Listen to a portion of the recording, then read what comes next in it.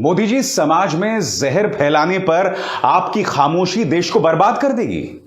एक के बाद एक ऐसी मिसालें आ रही हैं जिसमें मुसलमानों पर हमले की बातें, उनके खिलाफ हिंसा की बातें, हिजाब हलाल को लेकर एक्शन लिया जा रहा है, टारगेट किया जा रहा है, मगर आप खामोश हैं पूरी तरह से। यह तस्वीर आप देख रहे हैं, ये वीडियो देख रहे हैं आप, लखनऊ से 100 किलोमीटर दूर सीतापुर मस्जिद के सामने एक भगवाधारी महंत खड़े होकर कह रहा है कि अगर आप हिंदू लड़कियों को छेड़ोगे तो मैं खुद मुसलमान लड़कियों के साथ दुष्कर्म करूंगा। यह एक महंत कह रहा है, एक भगवाधारी कह रहा है। मैं सबसे पहले तो आपसे माफी मांगना चाहता हूं कि मैं ये आपको सुनवा रहा हूं। दोस्तों, आपको ये समझना पड़ेगा कि मेरे लिए भी ये खबरें करना आसान नहीं होता है। ये तमाम चीजें मानसिक तौर पर मुझ पर भी असर डालती हैं। रात भर नींद नहीं आती है जब इस तरह की चीजें मैं देखता हूं।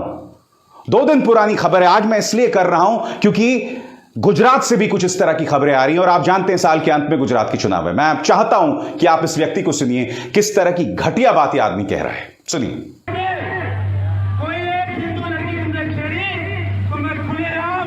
तुम्हारे घर से तुम्हारी बहू बेटियों को उठा के लाके बलात्कार करूंगी। और सीतापुर पुलिस का बयान देखिए आपके स्क्रीन पर कि मामले की जांच कर रहे हैं। अरे जांच क्या कर रहे हैं, सामने दिख रहा है व्यक्ति क्या बोल रहा है। दुष्कर्म करने, रेप की धमकी देना, यह इतना बड़ा अपराध है। अब इसी भगवाधारी की जगह कोई दाढ़ी वाला होता, कोई टोपी वाला होता तो तुरंत आपने आतंकवाद की धाराओं में उसे बंद कर दिया होता। मैं समझना चाहता हूं इस मुद्दे पर मुख्यमंत्री आदित्यनाथ तो खामोश हैं ही, प्रधानमंत्री नरेंद्र मोदी क्यों खामोश हैं? अब तो आप उत्तर प्रदेश चुनाव जीत गए और विपक्ष चाहकर भी कुछ नहीं कर पाए। मगर मैं आपसे हाथ जोड़कर प्रार्थना कर रहा हूं कि देश को इस जहरीले दलदल में डालने से बचाइए।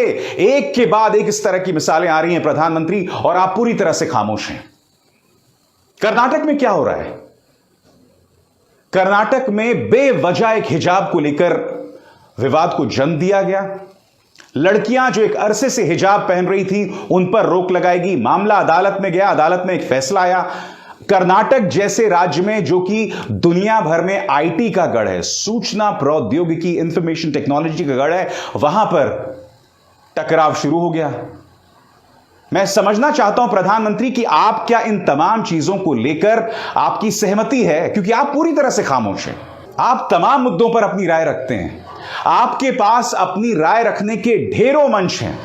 आप चाहें तो पालतू एएनआई को बुलाकर इस मुद्दे पर इंटरव्यू दे सकते हैं, और मैं दावे के साथ कह सकता हूं जिस तरह से तमाम घटनाएं हो रही हैं, प्रधानमंत्री एक बार इस पर गंभीरता से बयान दें, जमीन पर एक्शन की हिदायत दें, तमाम चीजें रुक सकती हैं। मगर मुझे ऐसा लगता है यह जानबूझकर नहीं किया जा रहा है। अब ये हलाल को लेकर आपका ये सांसद प्रवेश साहिब सिंह कह रहा है कि भैया पूरे देश में नवरात्र के दौरान नॉनवेज पर रोक लगा दी जाए, और इस हलाल नॉनवेज इन तमाम चीजों के मुद्दे पर आप जानते हैं कि मकसद क्या है, मकसद किसे टारगेट करने का है, सब जानते हैं। प्रधानमंत्री, आपकी खामोशी शॉकिंग है। मैं जानता हूं कि इस साल के अंत में गुजरात चुनाव है, मगर इसका अर्थ यह नहीं कि भारतीय जनता पार्टी जो है वो देश की अमनो सुरक्षा के साथ इस तरह से खिलवाड़ करे।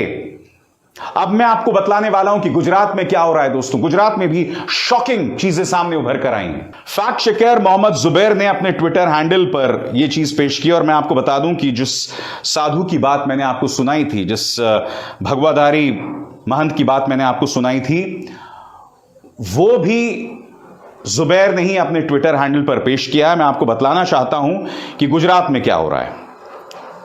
गुजरात में करीब 5000 त्रिशूल जो हैं बांटे गए हैं।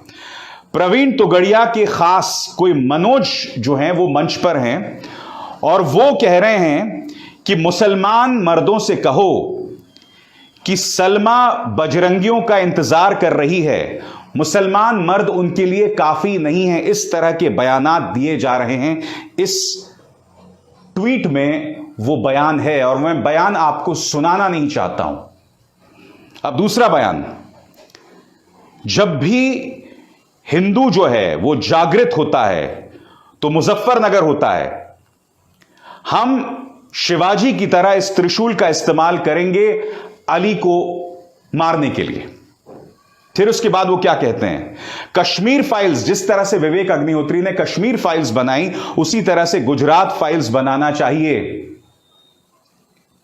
क्या नजारा था, बजरंग बली त्रिशूल लेकर उनकी छातियों पर बैठे थे।